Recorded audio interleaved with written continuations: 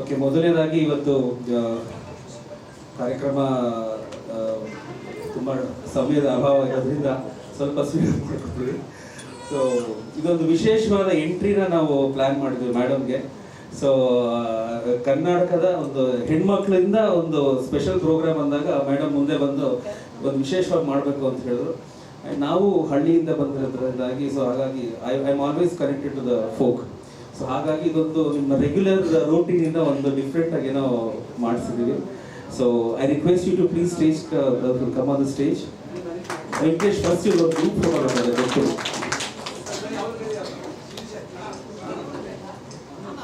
First ಅವರು photo ತಂದು ಕೊಟ್ಟಿದ್ದಾರೆ. ನಾನು ಎಲ್ಲಿದ್ದೀನಿ ತೆಗಿದ್ರಿ.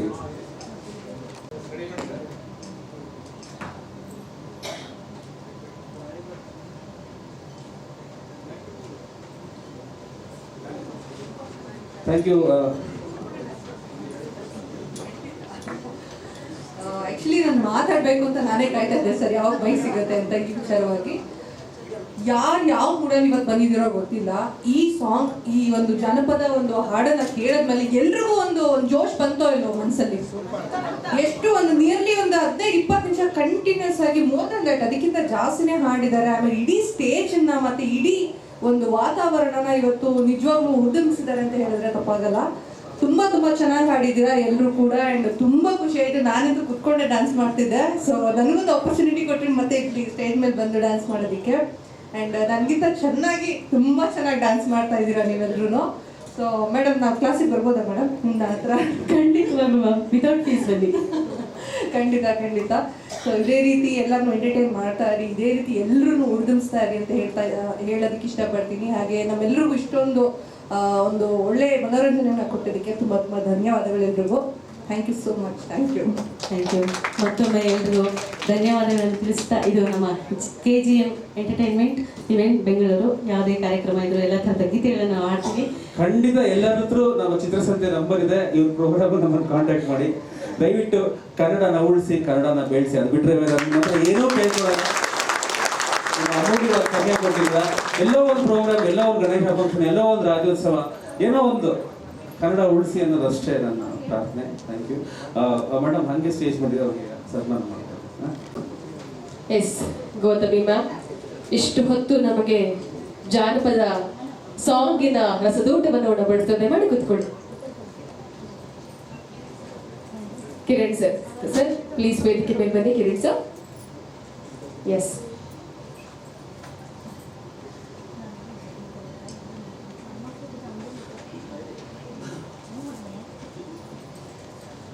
ಎಸ್ ನಮ್ಮ ಚಿತ್ರಸಂತೆಯ ಕಡೆಯಿಂದ ನಮ್ಮ ರಂಗಭೂಮಿ ಕಲಾವಿದರಿಗೆ ಇಷ್ಟು ಹೊತ್ತು ಜಾನಪದವನ್ನು ನಮಗೆ ಉಣಬಡಿಸಿದಂತಹ ಕಲಾವಿದರಿಗೆ ಈಗ ನಮ್ಮ ಚಿತ್ರಸಂತೆಯ ಕಡೆಯಿಂದ ಗೌರವ ಸಮರ್ಪಣೆ. ನಿಮ್ಮೆಲ್ಲ ಜೋರಾದ ಚಪ್ಪಾಳೆ ಮುಖ್ಯ.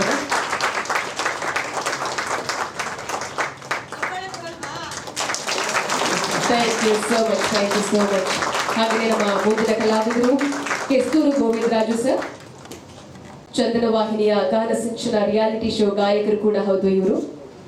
ಸೊ ಇವರು ಕೂಡ ವೇದಿಕೆ ಮೇಲೆ ಬರಬೇಕು, ಗೌರವವನ್ನು ಸ್ವೀಕರಿಸಬೇಕು. ನಮ್ಮ ಚಿತ್ರಸಂತೆ ನಾವು ನಿಮಗೆ ಕೊಡ್ತಾ ಇರುವಂತಹ ಚಿಕ್ಕ ಗೌರವ ಸಮರ್ಪಣೆ ನಿಮ್ಮ ಜಾನಪದ ಕಲೆ ಅದಕ್ಕಿಂತ ಬಹಳ ದೊಡ್ಡದು ಅಂತ ಹೇಳ್ತಾ ನಮ್ಮ ಚಪ್ಪಾಳೆ ಬಹುಶಃ ಇವರಿಗೆ ಇಷ್ಟು ಸಾಕಾಗಲಾಗ್ತದೆ. Thank you so much. ಇಷ್ಟು ಹೊತ್ತು ನಮ್ಮನ್ನು ಮನರಂಜಿಸಿದ್ದಾರೆ. ಅವ್ರಿಗೆ ಇಷ್ಟವಾದ ಚಪ್ಪಾಳೆ ಕೊಡೋದು ಬೇಡವಾ ನಾವು ಅಲ್ವಾ? Yes, thank you so much sir, ಜನಪದದ ರಸದೂಟವನ್ನ ನಮಗೆ ತರಿಸೋದಕ್ಕೆ. ಹಾಗೆ ನಮ್ಮ ಮುಂದಿನ ಅವಾರ್ಡಿ ನಮ್ಮ ಡಾಕ್ಟರ್ ಪಾರ್ವತಮ್ಮ ಜನಪದ ಹಾಗೂ ಸೋಮಾನಿ ಪದ ಕಲಾವಿದರು ಇವರು. ಸೋಮಾನಿ ಪದ ಅಂದ್ರೆ ಎಲ್ಲೂ ಕೂಡ ಒಂದು ಕ್ಷಣ ಆ ಕಾಲಕ್ಕೆ ನಾವು ಹೋಗ್ಬಿಡ್ತೀವಿ. ಆ ಕಾಲದಿಂದ ಈ ಕಾಲದವರೆಗೂ ಆ ಸೋಮಾನಿ ಪದವನ್ನ ನಮಗೋಸ್ಕರ, ನಮ್ಮ ಕನ್ನಡಿಗರಿಗೋಸ್ಕರ, ನಮ್ಮ ಭಾರತೀಯಗೋಸ್ಕರ, ನಮಗೋಸ್ಕರ ಉಳಿಸಿಕೊಂಡು ಬಂದಿರುವಂತಹ ಪ್ರತಿಭೆ ಡಾಕ್ಟರ್ ಪಾರ್ವತಮ್ಮ. ಇವರಿಗೂ ಕೂಡ ಚಿತ್ರಸಂತೆಯ ಕಡೆಯಿಂದ ಗೌರವ ಸಮರ್ಪಣೆ. ನಮ್ಮ ಮುಂದಿನ ಕಲಾವಿದರು ಅರುಣ್ ಕುಮಾರ್ ಎಂ. ನಾನು ನಿಮಗೆ ಅವಾಗಲೇ ಹೇಳಿದ ಹಾಗೆ ಸೋಬಾನೆ, ಜಾನಪದ, ಲಾವಣಿ, ಇಂತಹ ಜಾನಪದ ಹಾಡುಗಳು ಅಥವಾ ಆಗಿನ ಕಾಲದ ಹಾಡುಗಳನ್ನ ಕೇಳೋದಕ್ಕೇನು ಒಂದು ರೀತಿಯಲ್ಲಿ ಮುದವನ್ನ ಕೊಡುತ್ತೆ. ಇಂತಹ ಜಾನಪದ ಕಲೆಯಿಂದ ಇನ್ನೂ ನಮಗೋಸ್ಕರ ಉಳಿಸಿಕೊಂಡು ಬಂದಿರುವಂತಹ ಅತ್ಯಂತ ಪ್ರತಿಭೆಗಳು ನರಸಿಂಹಮೂರ್ತಿ ಸರ್, ನಮ್ಮ ಮುಂದಿನ ಅವಾರ್ಡಿ ನರಸಿಂಹಮೂರ್ತಿ ಸರ್. ರಾಷ್ಟ್ರೀಯ ಕಲಾವಿದರು, ಚಂದನ ವಾಹಿನಿಯ ಗಾನ ಗರಡಿ ಹಾಗೂ ಗಾನ ಶಿಕ್ಷಣ ಖ್ಯಾತಿಯ ಕಲಾವಿದರು ಕೂಡ ಹೌದು ನರಸಿಂಹಮೂರ್ತಿ ಸರ್. ಜೋರದ ಚಪ್ಪಾಳೆ ಕೊಡಬೇಕು. Yes, thank you so much. ಹಾಗೆ ನಮ್ಮ ಮುಂದಿನ ಅವಾರ್ಡಿ ಓಬ್ಲೇಶ್ ಸರ್. ಗಾಯಕರು ಕೂಡ ಹೌದು ದೊಡ್ಡಬಳ್ಳಾಪುರದವರು ಓಬ್ಲೇಶ್ ಸರ್. ನೀವು ಕೂಡ ನಮ್ಮ ಚಿತ್ರಸಂಸ್ಥೆಯ ಕಡೆಯಿಂದ ನಿಮ್ಮ ಜಾನಪದ ಕಲೆಗೆ ನಮ್ಮ ಚಿಕ್ಕ ಗೌರವ ಸಮರ್ಪಣೆ. ನಮ್ಮ ಮುಂದಿನ ಕಲಾವಿದರು ಕೆ ನಾಗರಾಜು ಕಿಸ್ತೂರು. ಎಸ್, ಚಂದನ ವಾಹಿನಿ, ದೂರದರ್ಶನ, ಗಾನ ಸಿಂಚನ ಖ್ಯಾತಿಯ ಜಾನಪದ ಗಾಯಕರು ಇವರು. ಸೊ ಇವರಿಗೂ ಕೂಡ ನಮ್ಮ ಚಿತ್ರಸಂಸ್ಥೆಯ ಕಡೆಯಿಂದ ಇವರ ಜನಪದ ಊಟಕ್ಕೆ ನಮ್ಮ ಚಿಕ್ಕ ಗೌರವ ಸಮರ್ಪಣೆ. ಹಾಗೆ ನಮ್ಮ ಮುಂದಿನ ಅವಾರ್ಡಿ ಮಂಜುಳಾ AR. ಇವರು ಕೂಡ ನಮ್ಮ ಜಾನಪದ ಸುಗಮ ಸಂಗೀತ ಗಾಯಕಿ ಕೂಡ ಹೌದು. ಹಲವಾರು ಕಾರ್ಯಕ್ರಮಗಳಲ್ಲಿ ತಮ್ಮನ್ನು ತಾವು ಗುರುತಿಸಿಕೊಂಡಿದ್ದಾರೆ. ಇವರೊಬ್ಬರೇ ಇಲ್ಲ, ನಮ್ಮ ಇಡೀ ಜಾನಪದ ಕಲಾ ತಂಡ ಅದ್ಭುತವಾಗಿ ಜನಪದ ಕಲೆಯನ್ನ ನಮಗೆ ಉಣಬಡಿಸ್ತಾ ಬರ್ತಾ ಇದ್ದಾರೆ ಹಲವಾರು ಕಾರ್ಯಕ್ರಮಗಳಲ್ಲಿ. ಎಸ್, ಸಂದೀಪ್ ಜನಪದ ಕಲೆಯನ್ನ ಎತ್ತಿ ಹಿಡಿಯುವಲ್ಲಿ ಎಲ್ಲ ರೀತಿಯ ಕಾರ್ಯಗಳನ್ನ ಮಾಡ್ಕೊಂಡು ಬರ್ತಾ ಇರೋರು. ಇನ್ಸ್ಟ್ರೂಮೆಂಟ್ ಅಂತ ಅಂದ್ರೆ ಸಂದೀಪ್ ಸರ್ ಅಂತ ಅಂದ್ರೆ ಇನ್ಸ್ಟ್ರೂಮೆಂಟ್ ಅಂತಾರೆ ಒಂದು ಕಡೆ. ಸೊ ನಮ್ಮ ಜಾನಪದದ ಕಲೆಯನ್ನ ಉಳಿಸ್ಕೊಂಡು ಬರ್ತಾ ಇರುವಂತಹ ಪ್ರತಿಯೊಂದು ಟೀಮ್ಗೂ ಕಂಗ್ರಾಚುಲೇಷನ್ಸ್ ಸರ್. ಇವತ್ತು ನಮ್ಮ ಜೊತೆಗಿರೋ ನಟಿಯ ಬಗ್ಗೆ ಒಂದು 2 ವಿಶೇಷವಾಗಿ ಹೇಳ್ತೀನಿ. ಸಾಮಾನ್ಯವಾಗಿ ಯಾರಾದ್ರೂ ಒಂದೇ ಬಿಗ್ ಬಾಸ್ಗೆ ಹೋದ್ರೆ ಮತ್ತಿನ್ನೊಂದ್ಸತಿ ಕರೆಯಲ್ಲ. ಸೊ ಅಂಥದ್ರಲ್ಲಿ ಇವ್ರನ್ನ 2 ಸತಿ ಬಿಗ್ ಬಾಸ್ಗೆ ಕರ್ಕೊಂಡು ಬಂದಿದ್ರು. ಎಷ್ಟು ಸೀಸನ್ ಬಿಗ್ ಬಾಸ್ ಯಾವ ಸೀಸನ್ ನಂಬರ್ ಹೇಳಿ? ಹೌದು, 2000 ಸೀಸನ್ 7 ಮತ್ತೆ ಸೀಸನ್ 9. 2ರಲ್ಲೂ ವಿಶೇಷ ಏನು ಅಂದ್ರೆ ಇವರು ಸೀಸನ್ 7ರಲ್ಲಿ ಟಾಪ್ 5 ಅಲ್ಲಿದ್ರು, ಸೀಸನ್ 9ರಲ್ಲಿ ಟಾಪ್ 3 ನಲ್ಲಿದ್ರು. ಒಂದು 50 ದಿವಸಕ್ಕೂ ಹೆಚ್ಚು ದಿವಸ ಬಿಗ್ ಬಾಸ್ ನಲ್ಲಿ ಇದ್ರು. ಆಮೇಲೆ 114 ದಿವಸ ಜೋರಾಗಿ ಚಪ್ಪಾಳೆ 2 ಸತಿ. Okay, 4-2-6 is lucky number for you. ಹಾಗೆ ಇತ್ತೀಚೆಗೆ ಅವರೊಬ್ರು ವುಮನ್ ಆಂಟರ್ಪ್ರಿನರ್ ಆಗಿದ್ದಾರೆ. ಪೆವಿಲಿಯನ್ ಲಾಂಚ್ ಅಂತ ಮೈಸೂರಲ್ಲಿ ಓಪನ್ ಮಾಡಿ ಸಾಕಷ್ಟು ಹೆಣ್ಮಕ್ಳಿಗೆ ಅವರೊಂದು ಇನ್ಸ್ಪಿರೇಷನ್ ಆಗಿದ್ದಾರೆ. ಸೊ ಅಫ್ಕೋರ್ಸ್ ಇವರೆಲ್ಲರಿಗೂ ತುಂಬಾ ಪರಿಚಿತರಾಗಿದ್ದು 2016ರಲ್ಲಿ ಒಂದು ಸೀರಿಯಲ್ ಬಂದಿತ್ತು, ಯಾವುದು? Okay, thank you. ಅದಾದ ನಂತರ ಜನಗಳಿಗೆ ನಿದ್ದೆ ಬರ್ತಿರುತ್ತೆ ರಾತ್ರಿ, ತಿರ್ಗಾ ನಾಗಿನಿ 2 ಬೇಕು ಅಂದ್ರಂತೆ. 2020ರಲ್ಲಿ ತಿರ್ಗಾ ಮಾಡಿದ್ರು ಅದನ್ನ. ಸೊ ಹಾಗಾಗಿ ಅವಾಗ 1000 ಎಪಿಸೋಡ್, ಇವಾಗ 1000+ ಎಪಿಸೋಡ್ ಮಾಡಿದ್ರು. ಆಮೇಲೆ ಇತ್ತೀಚೆಗೆ ಅವರು #ಪಾರ್ವತಿ ಅಂತ ಒಂದು ಬ್ಯೂಟಿಫುಲ್ ಸಿನಿಮಾ ಮಾಡಿದ್ರು. ಅದೊಂದು ಸಾಂಗ್ ನ ನೋಡ್ಬಿಟ್ಟು ಆಮೇಲೆ ಅವ್ರನ್ನ ಸ್ಟೇಜ್ ಮೇಲೆ ಕರ್ಕೊಳ್ಳೋಣ. ಆ ಸಾಂಗ್ ರೆಡಿ ಇದೆ ಅಲ್ಲೇನಪ್ಪ ಮೇಡಮ್? ಸಾಂಗ್ ಅದೊಳ್ಳೆ ಜೋರಾದ ಚಪ್ಪಾಳೆ ಬಹುಶಃ ಅವರನ್ನು ಇನ್ನಷ್ಟು. Yes, thank you so much. ಇವತ್ತು ನಾವು ಚಿತ್ರಸಂತೆಯ ಎಡಿಷನ್ 32 ಮಾಡ್ತಾ ಇದ್ದೀವಿ. ಸೊ ಇವತ್ತು ವಿಶೇಷವಾಗಿ ನಮ್ಮ ಜೊತೆಗೆ ದೀಪಿಕಾ ದಾಸ್ ಅವರಿದ್ದಾರೆ. ಅವ್ರ ಜೊತೆ ನಾನು ಹೆಚ್ಚು ಪರಿಚಯ ಮಾಡ್ಕೊಳ್ಳೋ ಅವಶ್ಯಕತೆ ಇಲ್ಲ. ನಿಮ್ಗೆಲ್ಲರೂ ಕೂಗಿ ಹೇಳ್ತಾ ಇದ್ರೆ ಅವ್ರು ಯಾರು ಏನು ಅಂತ. ಸೊ ತುಂಬ ಜನಕ್ಕೆ ಒಂದು ಕ್ಯೂರಿಯಾಸಿಟಿ ಇರುತ್ತೆ. ಕೆಲವೊಂದು ನಮ್ಮ ಅಭಿಮಾನಿಗಳು ಅಥವಾ ನಮ್ಮ ಫ್ಯಾನ್ಸು, ರೀಡರ್ಸು ಯಾವುದಾದ್ರೂ ಒಂದು ಸ್ಟಾರ್ ನೋಡಿದಾಗ ಏನಾದರೂ ಕೇಳಬೇಕು ಅಂತ ಅವ್ರ ಮನಸ್ಸಲ್ಲಿರುತ್ತೆ. ಸೊ ಹಾಗಾಗಿ ನೀವು ಅವ್ರಿಗೆ ಏನು ಪ್ರಶ್ನೆ ಕೇಳಬೇಕಂತಿದ್ರೆ ಅದನ್ನು ನೇರವಾಗಿ ಕೇಳ್ಬೋದು. ಸೊ ಮೊದಲನೇದಾಗಿ ಕೆಲವ್ರಿಗೆ ಹೆಣ್ಮಕ್ಳಿಗಿರೋ ಒಂದು question, you are a star basically, ಸಿನಿಮಾಗಳಿಗೆಲ್ಲ ಮಾಡಿದ್ದೀರಾ. ಸೊ ಈಗ ನೀವು ಆಂಟ್ರಪ್ರನರ್ ಆಗಕ್ಕೆ ಹೊರಟಿದ್ದೀರಾ. So any inspiration for this and why are you getting into this? So basically inspiration ಆಗಬೇಕು ಅನ್ನೋದಲ್ಲ ಸರ್ ರೀಸನ್.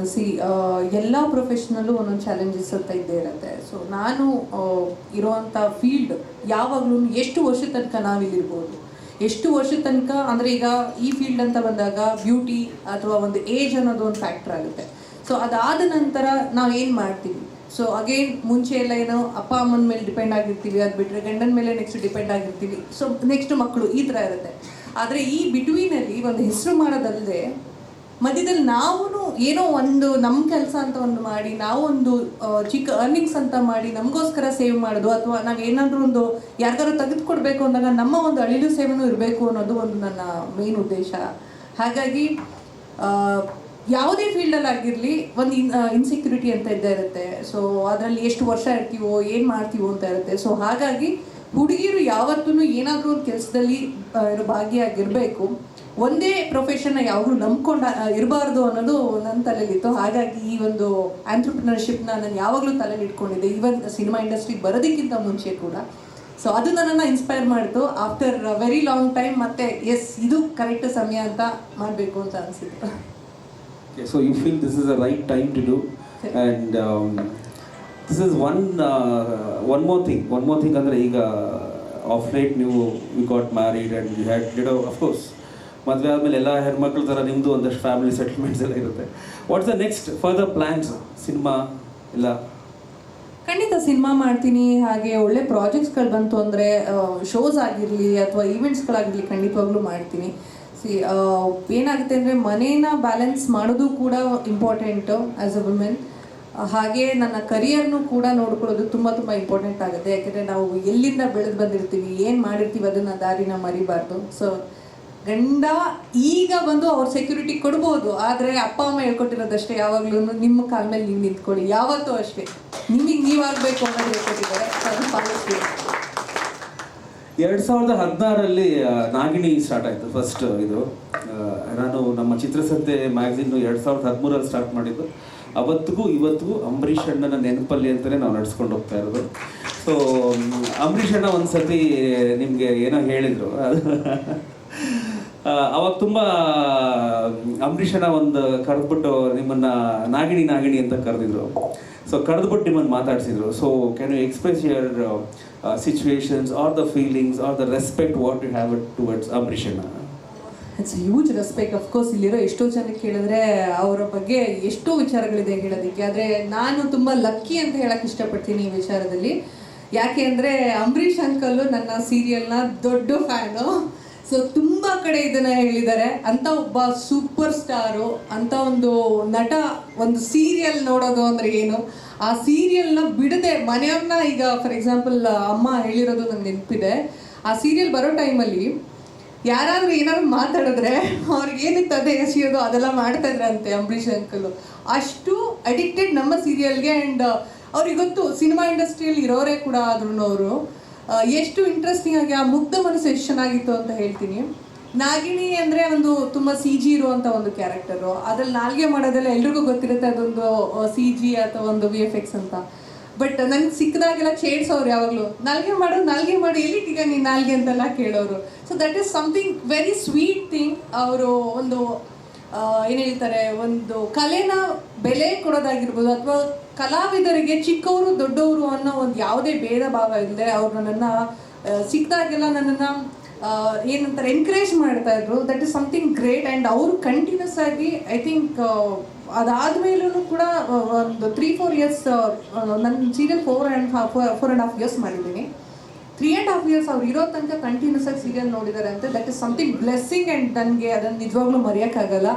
ಸೊ ಅದನ್ನು ನಿಜವಾಗ್ಲೂ ತುಂಬ ಖುಷಿ ಇದೆ ಸರ್. ನಮ್ಮ ಮನೆಯಲ್ಲಿ ನಾವುಗಳೇ ಅಷ್ಟು ನೋಡಿರ್ತೀವಿ ಎಪಿಸೋಡ್ ಎಲ್ಲ ಗೊತ್ತಿಲ್ಲ, ಬಟ್ ಅವ್ರು ಇಷ್ಟೋ ಸ್ಟೇಜ್ ಮೇಲೆ ಹೇಳಿ ಇದನ್ನೆಲ್ಲ ನಾನು ನೋಡ್ತಾ ಇದ್ದೆ ಅಂತ ಹೇಳಿ ನನಗೆ ಯಾವಾಗಲೂ ಹೇಳ್ತಾ ಇದ್ರು. ಆ್ಯಂಡ್ ಆಲ್ಸೋ ಯಾವುದೇ ಒಂದು ಇವೆಂಟ್ ಆಗಿದ್ರು ಕೂಡ ನಾಗಿಣಿ ನಿಮ್ಮ ಫೇವ್ರೇಟ್ ಆ್ಯಕ್ಟ್ರು ಬಂದರು ಅಂತ ನನಗೆಲ್ಲರೂ ರೇಗ್ಸೋರು.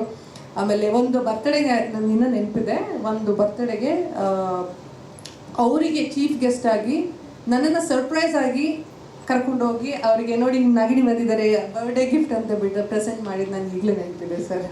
So that something really blessing. ಅದು ಮರೆಯೋಕ್ಕಾಗಲ್ಲ. ನಾವು ಏನು ಬೇಕಾದರೂ ಗಳಿಸ್ಬೋದು. ಈ ಥರ ಮೆಮರೀಸ್ ಇದೆಯಲ್ಲ, ದಟ್ ಈಸ್ ವೆರಿ ಯುನೀಕ್. ಹೌದು ಸರ್. ಆ್ಯಂಡ್ ಇನ್ನೊಂದು ಮೆಮೊರಿ ಇದೆ ನನಗೆ.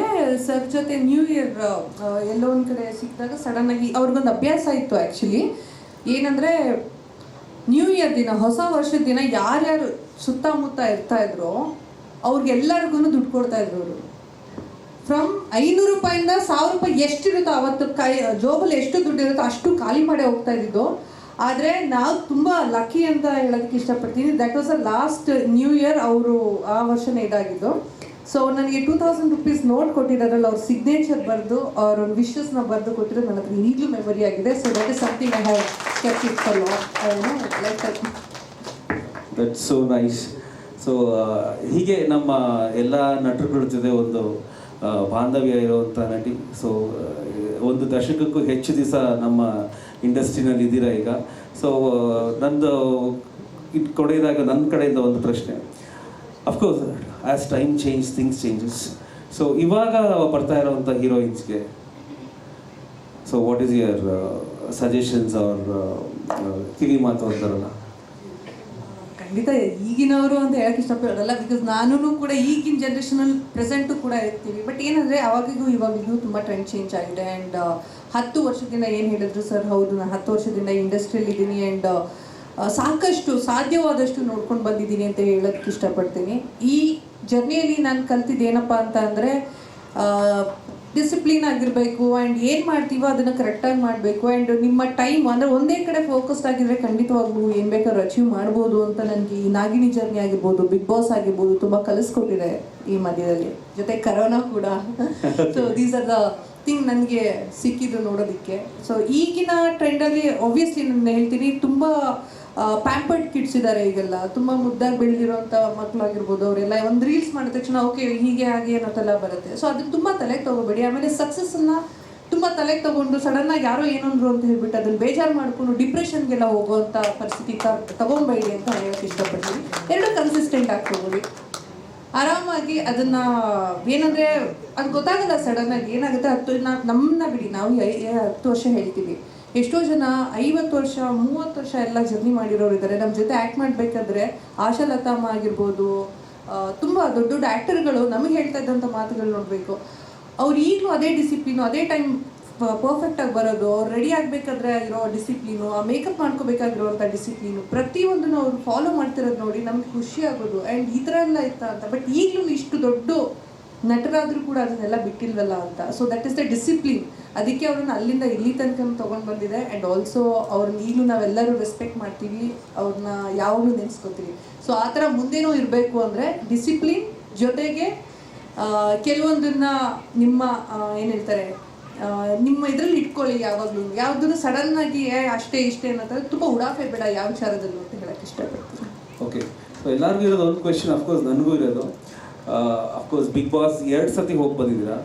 ಸೊ ಜನರಲ್ ಆಗಿ ಬಿಗ್ ಬಾಸ್ ಹೋಗಿ ಬಂದವ್ರಿಗೆಲ್ಲ ನಾನು ಈ ಕ್ವಶನ್ ಕೇಳ್ತಾನೆ. ಬಿಗ್ ಬಾಸ್ ಹೋಗಿ ಬಂದ ಮೇಲೆ what is that something you should be honest in this, what you liked about it and what you didn't like about it?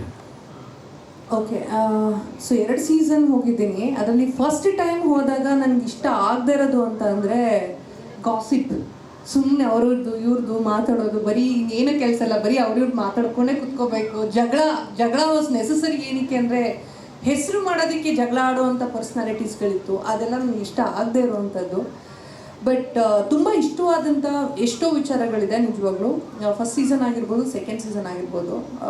Very first season ಹೇಳಬೇಕು ಅಂತಂದರೆ ಒಂಥರ ಸ್ಕೂಲಿಗೆ ಹೊಸದಾಗಿ ಮಕ್ಕಳನ್ನ ಸೇರಿಸ್ತಾರಲ್ಲ, ಆ ಥರ ಏನೂ ಗೊತ್ತಿಲ್ಲದಿರೋ ಪ್ರಪಂಚಕ್ಕೆ ಒಳಗಡೆ ಹೋದಂಗೆ ಅನ್ನಿಸ್ತಾ ಇತ್ತು. ಬಟ್ ಹೊರಗಡೆ ಬರೋ ಅಷ್ಟರೊಳಗೆ ನಾವು ಚಿಕ್ಕ ವಯಸ್ಸಲ್ಲಿ ಏನೇನು ಕಲ್ತ್ಕೊಂಡು ಬಂದಿದ್ವಿ, ಎಷ್ಟೊಂದು ಡಿಸಿಪ್ಲಿನ್ಗಳನ್ನ ಮರ್ತೋಗಿರ್ತೀವಿ. ಫಾರ್ ಎಕ್ಸಾಂಪಲ್, ಮನೇಲಿ ಕುತ್ಕೊಂಡು ಊಟ ಮಾಡಬೇಕಾದ್ರೆ ಟಿವಿ ನೋಡ್ಕೊಂಡು ತಿಂತಾ ಇರ್ತೀವಿ, ಏನೋ ಮಾಡ್ತಾ ಇರ್ತೀವಿ. ಅದು ಹೊಟ್ಟೆಗೆ ಊಟ ಸೇರಿದೆಯೋ, ಅದ್ರ ಬೆಲೆ ಏನಿದೆ, ಅದ್ರ ಟೇಸ್ಟ್ ಹೆಂಗಿದೆ ಅಂತಲೂ ನಾವು ಅದನ್ನು ಚೆರಿಷ್ ಮಾಡಿರೋಲ್ಲ. ಆದರೆ ಆ ಮನೇಲಿ ಊಟದ ಬೆಲೆ, ಟೈಮ್ ಬೆಲೆ, ಮತ್ತು ಮನುಷ್ಯತ್ವದ ಬೆಲೆ, ಮನುಷ್ಯರ ಬೆಲೆ ಎಲ್ಲರೂ ಕೂಡ ಆ ಒಂದು 4 ತಿಂಗಳಲ್ಲಿ ತಿಳಿಸ್ಕೊಡುತ್ತೆ. ಸಮಥಿಂಗ್ ನಮ್ಮನ್ನು ನಾವೇ ಕನ್ನಡಿ ಇಟ್ಕೊಂಡು ನೋಡ್ಕೊಂಡಾಗ ಅನಿಸುತ್ತೆ. ತುಂಬಾ ವ್ಯಾಲ್ಯೂ ಕೊಡುವಂಥ ಕ್ಷಣಗಳು. ಸೊ ಮನುಷ್ಯರ ವ್ಯಾಲ್ಯೂ, ಒಟ್ಟಿನಲ್ಲಿ ವ್ಯಾಲ್ಯೂಸ್ ಬಗ್ಗೆ ಚೆನ್ನಾಗಿ ಗೊತ್ತಾಯಿತು ಅಂತ ಹೇಳೋಕ್ಕೆ ಇಷ್ಟಪಡ್ತೀನಿ ಸರ್. Thank you. ವಿತ್ ದಿಸ್ ಆಡಿಯನ್ಸಲ್ಲಿ ಏನಾರ ಕ್ವಶನ್ ಇದ್ರೆ ಕೇಳೋಣ. ಪ್ರಸ್ತುತ ನಮ್ಮ ಕನ್ನಡ ಸಿನಿಮಾ ಇಂಡಸ್ಟ್ರಿ ಪರಿಸ್ಥಿತಿ ಏನು ಅಂತ ತಮಗೆ ಗೊತ್ತಿದೆ. ಸಾಕಷ್ಟು ಸವಾಲುಗಳನ್ನ ಎದುರಿಸ್ತಾ ಇದೆ. ಈ ಒಂದು ಪರಿಸ್ಥಿತಿನ ತಾವು ಯಾವ ರೀತಿ ನೋಡ್ತೀರಾ? ಅಂದರೆ ಯಾವ ಇದರಲ್ಲಿ ಹೇಳ್ತಿದ್ದೀರಾ ಮ್ಯಾಮ್? ಅಂದರೆ ಏನು ಅಂದರೆ ಜನರು ಒಳ್ಳೊಳ್ಳೆ ಸಿನಿಮಾಗಳು ಬಂದರೂ ಕೂಡ ಥಿಯೇಟ್ರಿಗೆ ಹೋಗ್ಬಿಟ್ಟು ನೋಡ್ತಾ ಇಲ್ಲ, ಮತ್ತು ಥಿಯೇಟರ್ ಸಮಸ್ಯೆ ಆಗ್ತಿದೆ, ಇದ್ರ ಬಗ್ಗೆ ಎಲ್ಲ? ಹಾಂ, ಖಂಡಿತ ಇದು ಒಂದು ಜನ್ರೇಷನ್ ಚೇಂಜ್ ಆಗಿದೆ ಅಂತ ಹೇಳೋದಕ್ಕೆ ಇಷ್ಟಪಡ್ತೀನಿ. ಎಸ್, ಇದ್ರ ಜೊತೆಗೆ ಕೋಪಪ್ಪು ಮಾಡಬೇಕು, ಆಮೇಲೆ ಜೊತೆಗೆ ಯಾವ ಥರ ಬೇಕು ಅನ್ನೋದೂ ಮ್ಯಾಟ್ರ್ ಆಗುತ್ತೆ. ಸೊ ನೀವು ಕರೋನಾ ಬರೋ ತನಕನೂ ನೋಡಿ ಒಂದು ಬೇರೆನೇ ಟ್ರೆಂಡ್ ಇತ್ತು. ಅದಾದಮೇಲೆ OTT ಪ್ಲ್ಯಾಟ್ಫಾರ್ಮ್ ಅಂತ ಬಂತು. OTT ಬಂದಮೇಲೆ ಕಂಪ್ಲೀಟ್ ಚೇಂಜೇ ಆಗೋಯಿತು. ಈಗ ಮನೇಲೇ ಕುತ್ಕೊಂಡು ನೋಡ್ತಾರೆ ಟಿವಿನ. ಸೊ ಈಗ ಮನೇಲಿ ಕುತ್ಕೊಂಡು ಟಿವಿ ನೋಡೋದಕ್ಕಿಂತ ಫೋನಲ್ಲಿ ಕುತ್ಕೊಂಡು ರೀಲ್ಸ್ ನೋಡೋದು ಜಾಸ್ತಿ ಆಗಿದೆ. ಸೊ ಜನ ಹೇಳಿ ಬರ್ತಾರೆ ಥಿಯೇಟ್ರಿಗೆ. ಸೊ ಏನೇ ಮಾಡಿದ್ರು ನಿಮಗೆ ದೊಡ್ಡ ಸಿನಿಮಾ ಅಂತ ಅಂದ್ರೂ ಅದಕ್ಕೊಂದು ಹೇಗಾಗ್ಬಿಟ್ಟಿದೆ ಅಂದರೆ ಜನ ನೋಡ್ಕೊಂಡು ಆಮೇಲೆ ಬಂದು ಹೇಳ್ತಾರೆ, ಇಲ್ಲ ಫಸ್ಟ್ ಶೋ ನೋಡಿದವ್ರಿಗೆ ಆ ಒಂದು ಕ್ರೇಜ್ ಇತ್ತು ಗೊತ್ತಾ ಮುಂಚೆದು, ಆ ಕ್ರೇಜ್ ಇಲ್ಲ ಮ್ಯಾಮ್. ಸೊ ಹಾಗಾಗಿ ಜನರು ಕೂಡ ಇದಕ್ಕೆ ಸಾಥ್ ಕೊಡಬೇಕಾಗುತ್ತೆ ಇಂಡಸ್ಟ್ರಿ ಜೊತೆ ಅಂತ ಹೇಳೋದಕ್ಕೆ ಇಷ್ಟಪಡ್ತೀನಿ. ಆ್ಯಂಡ್ ಆಬ್ವಿಯಸ್ಲಿ ನಮ್ಮ ಕನ್ನಡ ಇಂಡಸ್ಟ್ರಿ ಆಗಿರ್ಬೋದು, ಯಾವುದೇ ಇಂಡಸ್ಟ್ರಿ ಆಗಿರ್ಬೋದು, ಒಳ್ಳೆ ಕಂಟೆಂಟ್ ಓರಿಯೆಂಟೆಡ್ ಸಿನಿಮಾಗಳನ್ನ ಕೊಡಬೇಕು. ಸುಮ್ಮನೆ ಏನೋ ಒಂದು ಸಿನಿಮಾ ಅಂದರೆ ಬರೀ ಹೊಡೆದಾಟ ಗಿಡ್ದಾಟ ಅಥವಾ ಏನೂ ವಿಚಾರನೇ ಇರೋದಿಲ್ಲ, ಸುಮ್ಮನೆ ಬನ್ನಿ ಅಂತ ಸಿನಿಮಾ ಕರೆದ್ರೆ ಯಾರೂ ಬರಲ್ಲ. ಈಗ ಏನಾಗುತ್ತೆ, ಒಂದು ಬ್ಯಾಡ್ ಎಕ್ಸ್ಪೀರಿಯನ್ಸು ಒಂದು 10 ಒಳ್ಳೆ ಸಿನಿಮಾ ಬಂದ್ರೂ ಯಾರೂ ನೋಡದಿರೋ ರೀತಿ ಆಗ್ಬಿಟ್ಟಿದೆ. ಸೊ ಚೆನ್ನಾಗಿದ್ರೆ ಎನಿವೇಸ್ ಎಲ್ರಿಗೂ ಗೊತ್ತಾಗುತ್ತೆ, ಅವಾಗ ಹೋಗಿ ನೋಡೋಣ. ಸೊ ಆ ಥರ ಬಂದ್ಬಿಟ್ಟಿದೆ. ಸೊ ಅದಕ್ಕಿಂತ ಕತೆ ಮಾಡೋಕ್ಕಿಂತ ನಮ್ಮ ರೆಸ್ಪಾನ್ಸಿಬಿಲಿಟಿನೂ ಇದೆ ಆ್ಯಸ್ ಈ ಸಿನಿಮಾ ಇಂಡಸ್ಟ್ರಿಯವರಾಗಿ. ಖಂಡಿತವಾಗ್ಲೂ ಕತೆ ಮೇಲೆ ಜಾಸ್ತಿ ಬೆಲೆ ಕೊಡಬೇಕು, ಕ್ಯಾರೆಕ್ಟರ್ ಮೇಲೆ ಜಾಸ್ತಿ ಬೆಲೆ ಕೊಡಬೇಕು. ಬಜೆಟ್ಗಿಂತ ಜಾಸ್ತಿ ನೀವು ಏನನ್ನ ಜನರಿಗೆ ಸಂದೇಶ ಕೊಡ್ತಾ ಇದ್ದೀರಾ ಅದ್ರ ಬಗ್ಗೆನೂ ನಾವು ವಿಚಾರ ಮಾಡಬೇಕು. ಅದ್ರ ಜೊತೆಗೆ ಜನರು ಕೂಡ ಹೌದು ಒಂದ್ಸರಿ ಬಂದು ಸಿನಿಮಾ ನೋಡಿ ಚೆನ್ನಾಗಿಲ್ಲ ಅಂತ ಬೈರಿ. ಆ್ಯಕ್ಚುಲಿ ಅದು ಬೇಕಾಗಿರೋದು ನಮಗೆ. ನಾವು ತಿಳ್ಕೊಳ್ಳೋದೇ ನೀವು ಹೇಳೋದ್ರಿಂದ, ಇಲ್ಲ ಅಂತಂದರೆ ಎನಿವೇಸ್ ಜನ ನೋಡಲ್ಲ ಬಿಡು OTT ಮಾಡೋಣ ಅಂತ ಬರುತ್ತೆ. ಸೊ ಇದು ಚೇಂಜ್ ಆಗಬೇಕು, ಖಂಡಿತ ಚೇಂಜ್ ಆಗುತ್ತೆ ಗೋಯಿಂಗ್ ಫಾರ್ವರ್ಡ್. ನಾನು ಆ್ಯಕ್ಚುಲಿ ಈ ಪ್ರಶ್ನೆ ಯಾಕೆ ಕೇಳಿದೆ ಅಂದರೆ, ಇತ್ತೀಚೆಗೆ ಸಾಕಷ್ಟು ಒಳ್ಳೊಳ್ಳೆ ಸಿನಿಮಾಗಳು ಬರ್ತಾ ಇದೆ. ಅಂದರೆ ನಾವು ನೋಡೋದಾದರೆ ಎಕ್ಸಾಂಪಲ್ ಹೇಳಬೇಕು ಅಂದರೆ ಮೊನ್ನೆಷ್ಟೇ ರಿಲೀಸ್ ಆದಂತಹ ಬಲರಾಮನ ದಿನಗಳು. ಏನೋ ಅಂದರೆ ಸಿನಿಮಾ ಚೆನ್ನಾಗಿದೆ, ಕೆಲವೊಂದು ಸಿನಿಮಾಗಳನ್ನ ಥಿಯೇಟ್ರಿಗೆ ಹೋಗಿಬಿಟ್ಟು ಆ ಎಕ್ಸ್ಪೀರಿಯೆನ್ಸನ್ನು ಪಡ್ಕೊಳ್ಬೇಕಾಗುತ್ತೆ. ಯಾಕೆ ಅಂದರೆ ಟೆಕ್ನಿಕಲಿ ಅಷ್ಟೊಂದು ಸೌಂಡ್ ಆಗಿರುತ್ತೆ, ಮತ್ತು ಇದು ನಮಗೆ ಮೊಬೈಲಲ್ಲಿ ಸಿಗೋದಿಲ್ಲ ಈ ರೀತಿಯಾದಂಥ ಎಕ್ಸ್ಪೀರಿಯೆನ್ಸು. ಅದಕ್ಕೆ ಈ ಪ್ರಶ್ನೆ ಕೇಳಿದೆ. ಇಲ್ಲ, ನಾನು ನಿಜವಾಗ್ಲೂ ವ್ಯಾಲಿಡ್. ಆ್ಯಂಡ್ ನಮಗೂ ತುಂಬ ಡಿಸಪಾಯಿಂಟ್ಮೆಂಟ್ ಇದೆ ಈ ವಿಚಾರದಲ್ಲಿ. ಒಂದು ಕಳೆದ 4 ವರ್ಷದಿಂದ ಐ ಥಿಂಕ್ ಅಲ್ಲ ಸರ್, ನೋಡಿ ಎಷ್ಟು ಸಿನಿಮಾಗಳು ಬರ್ತಾ ಇದೆ, ಒಳ್ಳೊಳ್ಳೆ ಸಿನಿಮಾಗಳು. ಆ ಸಿನಿಮಾಗಳನ್ನ ನೋಡೋಕ್ಕೆ ಹೋಗಲ್ಲ. ಆಮೇಲೆ ತುಂಬ ಕಷ್ಟಪಟ್ಟು ಬ್ಯಾಕ್ಗ್ರೌಂಡಲ್ಲಿ ಕೆಲಸ ಮಾಡಿರ್ತಾರೆ. ನೀವು ಹೇಳ್ದಂಗೆ ಸೌಂಡು ಅದೆಲ್ಲ ನೀವು ಫೋನಲ್ಲಿ ಕೇಳಿಸ್ಕೊಬೇಕಾದ್ರೆ ಎಷ್ಟು ಮಟ್ಟಿಗೆ ಕೇಳಿಸ್ಕೊಂಡಿರ್ತಿರೋಲ್ಲ ಗೊತ್ತಿಲ್ಲ. ಆ ಸೌಂಡ್ ಮಾಡೋದಕ್ಕೆ ಒಂದು ಇದಕ್ಕಿಂತ ದೊಡ್ಡ ಥಿಯೇಟರ್ನ ಅವ್ರು ಬುಕ್ ಮಾಡಿ, ಯಾರು ಜನ ಇದ್ದಾರೋ ಅಂಥ ಜಾಗದಲ್ಲಿ ಡೇ ಆ್ಯಂಡ್ ನೈಟ್ ಕುತ್ಕೊಂಡು ವರ್ಕ್ ಮಾಡಿರ್ತಾರೆ. ಹೌದು, ಪೇಮೆಂಟ್ ತೊಗೊಂಡಿರ್ತಾರೆ, ಅದೆಲ್ಲ ಮುಖ್ಯ. ಟ್ಯಾಲೆಂಟ್ ಅಟ್ಲೀಸ್ಟ್ ಅದಕ್ಕೆ ಒಂದು ಟೈಮ್ ಡೆಡಿಕೇಟ್ ಮಾಡಿರ್ತಾರಲ್ಲ, ಆ ಟೈಮ್ ವ್ಯಾಲ್ಯೂ ಮಾಡಬೇಕಾಗಿರೋದು. ಸೊ ಅದನ್ನೆಲ್ಲ ಒಂಥರ ರೆಸ್ಪೆಕ್ಟ್ ಇಲ್ಲರೋ ಥರ ಆಗ್ಬಿಟ್ಟಿದೆ. ಸೊ ಅದೆಲ್ಲ ನಿಜವಾಗ್ಲೂ ನನಗೂ ಬೇಜಾರಿದೆ. ಆ್ಯಂಡ್ ಸಿನಿಮಾಗಳು ಅಂತ ಬಂದಾಗ ತುಂಬ ಚೂಸಿಯಾಗಿ ನೋಡ್ತಾ ಇದ್ದಾರೆ. ಕೆಲವು ಇವರೇ ಮಾಡಬೇಕು ಅಂದರೆ ಹೀರೋಗಳು ಬಂದರೆ ಹಿಂಗಾದ್ರೂ ಇರಲಿ ಸಿನಿಮಾ ಅನ್ನೋದು. ಸೊ ಎಲ್ಲೋ ಒಂದು ಕಡೆ ಅದು ನಮ್ಮದು ತಪ್ಪು. ದೊಡ್ಡ ಹೀರೋಗಳು ಬಂದರೆ ಮಾತ್ರ ಹೋಗಬೇಕು ಥಿಯೇಟ್ರಿಗೆ, ಆ ಥರದ ಮೈಂಡ್ಸೆಟ್ ನಾವೂ ಬಿಡಬೇಕು. ಒಳ್ಳೆ ಚೆನ್ನಾಗಿತ್ತು ಸಿನಿಮಾ, ದೊಡ್ಡವರಾಗಲಿ ಚಿಕ್ಕವರಾಗಲಿ. ಮುಂಚೆ ಹೇಗಿತ್ತು ಆ ಕಾನ್ಸೆಪ್ಟ್ ಮತ್ತೆ ಬಂದರೆ ತುಂಬ ಒಳ್ಳೇದು ಅಂತ ಅನಿಸುತ್ತೆ ನನಗೆ. ನನ್ನ ಕೊನೆಯ ಪ್ರಶ್ನೆ, ಹ್ಯಾಶ್ಟ್ಯಾಗ್ ಪಾರು ಪರ್ವತಿನ ನೋಡಿದ್ವಿ, ನಿಮ್ಮ ಅಭಿನಯ ತುಂಬ ಚೆನ್ನಾಗಿತ್ತು, ಆಬ್ವಿಯಸ್ಲಿ ನೋ ವರ್ಡ್ಸ್. ಮತ್ತೆ ಅಪ್ಕಮಿಂಗ್ ಸಿನಿಮಾದ ಬಗ್ಗೆ ಏನಾದರೂ ಅಪ್ಡೇಟ್ಸ್ ಇದ್ದರೆ? Thank you ma'am, thank you.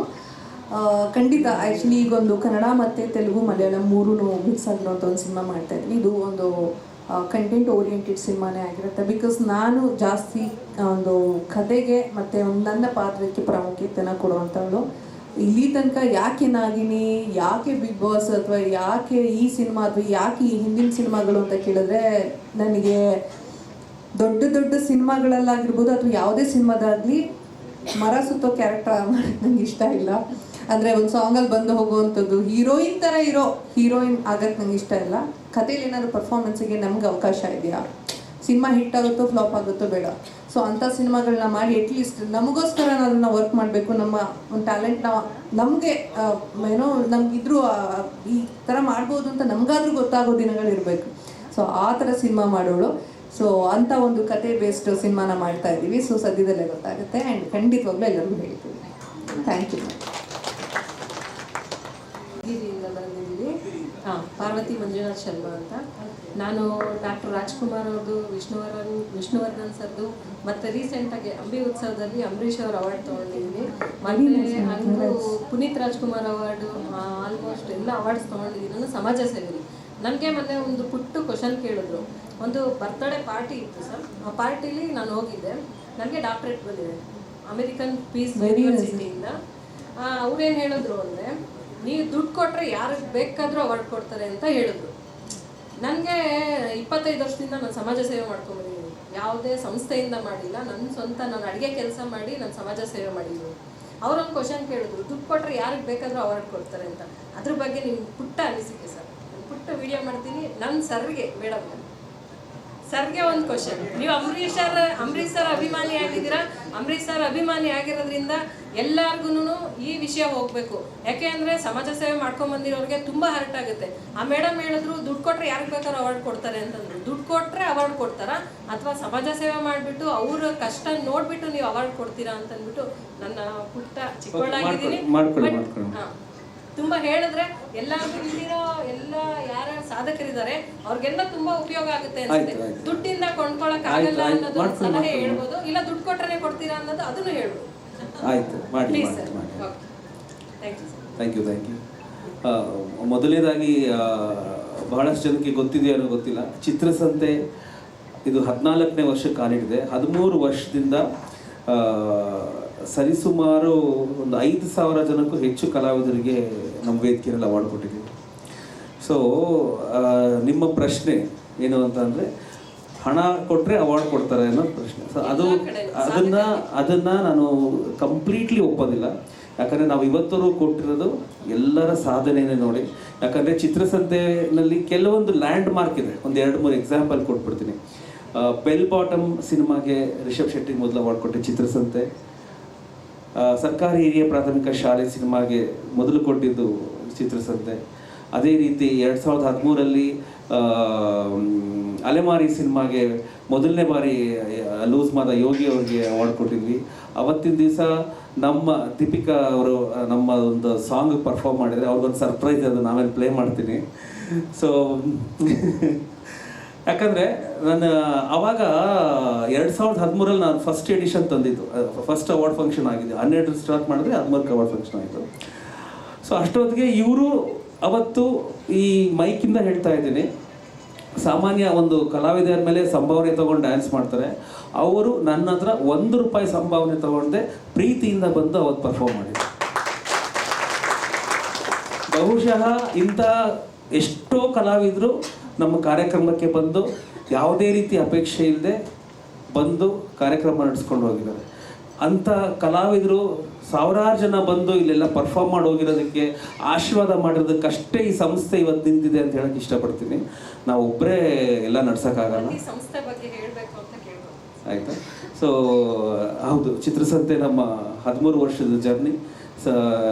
Cinema, ಸಾಹಿತ್ಯ ಹಾಗೂ ಕಿರುತೆರೆ ಹಾಗೂ ಎಲ್ಲ ನಟ ನಟಿಯರಿಗೆ ಅವ್ರಿಗೆ ಒಂದು ಡೆಡಿಕೇಟೆಡ್ ಆಗಿರೋವಂಥ ಒಂದು ಪತ್ರಿಕೆ.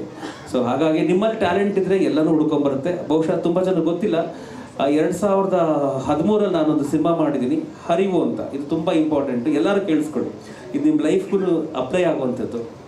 ಹರಿವು ಸಂಚಾರಿ ವಿಜಯ್ ಆ್ಯಕ್ಟ್ ಮಾಡೋದಂಥ ಸಿನಿಮಾ, ದ ಡೆಬ್ಯೂ ಸಿನಿಮಾ. ನಾನೊಬ್ಬ ಡೆಬ್ಯೂ ಪ್ರೊಡ್ಯೂಸರ್. ನನ್ನ ಹತ್ರ ಒಬ್ಬ ಹುಡುಗ ಸೆಟ್ಟು ಕೆಲಸ ಮಾಡ್ತಾಯಿದ್ದ, ಮನ್ಸೂರೆ ಅಂತ, ಅವ್ನು ಡೈರೆಕ್ಟರ್ ಅದಕ್ಕೆ. ಆಮೇಲೆ ಒಂದು ನಾವೆಲ್ನ ಹಿಡಿದು ನಾವು ಕತೆ ಮಾಡಿದ್ದು ಸಿನಿಮಾ. ಸೊ ಅಲ್ಲಿವರೆಗೂ ಒಂದು ನೊಟೇಷನ್ ಇತ್ತು, ನ್ಯಾಷನಲ್ ಅವಾರ್ಡು ಸ್ಟೇಟ್ ಅವಾರ್ಡ್ ತೊಗೋಬೇಕಂದ್ರೆ ತುಂಬ ಲಾಬಿ ಮಾಡ್ತಾರೆ ಹಾಗೆ ಹೀಗೆ ಅಂತ. ನಮ್ಗೆ ಲಾಬಿನೂ ಗೊತ್ತಿಲ್ಲ, ಏನೂ ಗೊತ್ತಿಲ್ಲ, ಸುಮ್ಮನೆ ಒಂದು ಒಳ್ಳೆ ಸಿನಿಮಾ ಮಾಡಿದ್ವಿ. ಇದುವರೆಗೂ ನಾವು ಮಾಡಿರೋವಂಥ ಒಂದು ರೆಕಾರ್ಡ್ ಯಾರು ಮಾಡಿಲ್ಲ. ಯಾಕಂತಂದರೆ ಇಡೀ ತಂಡ ಡೆಬ್ಯೂ, ಒಬ್ಬ ಪ್ರೊಡ್ಯೂಸರು, ಹೀರೋ ಅಥವಾ ಹೀರೋಯಿನ್ ಇರ್ಬೋದು, ಮ್ಯೂಸಿಕ್ ಡೈರೆಕ್ಟರ್, ಎಲ್ಲರೂ ಡೆಬ್ಯೂ ತಂಡ ಸಿನಿಮಾ ಮಾಡಿ ರಿಲೀಸ್ ಮಾಡಿ ಫಸ್ಟ್ ಅಟೆಂಪ್ಟ್ಗೆ ನ್ಯಾಷನಲ್ ಅವಾರ್ಡು ಸ್ಟೇಟ್ ಅವಾರ್ಡು ಎರಡೂ ಬಂದಿರುವಂಥ ಕನ್ನಡದ ಏಕೈಕ ಚಿತ್ರ. ನನಗೀಗಲೂ ನೆನಪಿದೆ, ನ್ಯಾಷನಲ್ ಅವಾರ್ಡ್ ಬಂದಾಗ ಅಜಯ್ ರಾವ್ ಸಿನಿಮಾ ಬಂದಿತ್ತು, ಕೃಷ್ಣಲೀಲಾ ಅಂತ ಒಂದು ಸಿನಿಮಾ ಮಾಡಿರಲ್ಲ, ಅಜಯ್ ರಾವ್ ಮಯೂರಿ. ಆ ಸಿನಿಮಾ ನಾನು ಬಂತಿರೋನಲ್ಲಿ ಪಿಕ್ಚರ್ ನೋಡ್ತಾ ಇದ್ದೆ ನಾನು. ಅವಾಗ ಇದ್ದಕ್ಕಿದ್ದಂಗೆ ಫೋನ್ ಬಂತು, ಸರ್ ನಿಮ್ಮ ಪಿಕ್ಚರ್ ನ್ಯಾಷನಲ್ ಅವಾರ್ಡ್ ಬಂದುಬಿಟ್ಟಿದೆ ಅಂತ. ನನಗೆ ಶಾಕ್ ಆಯಿತು ಅವಾಗ. ಸೊ ಇದು ಎಗೇನ್ ನನಗೆ ನನ್ನ ಇಷ್ಟು ವರ್ಷದ ಜರ್ನಿನಲ್ಲಿ ಇದು ನಾನು ಮರೆಯೋಕ್ಕಾಗದೇ ಇರೋವಂಥ ಒಂದು ಸಂದರ್ಭ. ಬಹುಶಃ ಭಗವಂತ ನಮಗೆ ಫಸ್ಟ್ ಅಟೆಂಪ್ಟಲ್ಲೇ ಎಲ್ಲ ಕೊಟ್ಬಿಟ್ಟ, ನ್ಯಾಷನಲ್ ಅವಾರ್ಡು ಸ್ಟೇಟ್ ಅವಾರ್ಡು ಎಲ್ಲ ಕೊಟ್ಬಿಟ್ಟ. ಹಾಗಾಗಿ ಅವತ್ತಿಂದ ಇವತ್ತವರೆಗೂ ಇನ್ನೊಂದು ಸಿನಿಮಾ ಮಾಡಬೇಕು ಅಂತ ಪ್ರಯತ್ನ ಮಾಡ್ತಾ ಇದ್ದೀವಿ. ಅದು ನಾವು ಮಾಡಿದ್ರೆ ಅದನ್ನು ಮೀರಿ ಇನ್ನೇನಾದರೂ ಮಾಡಬೇಕು.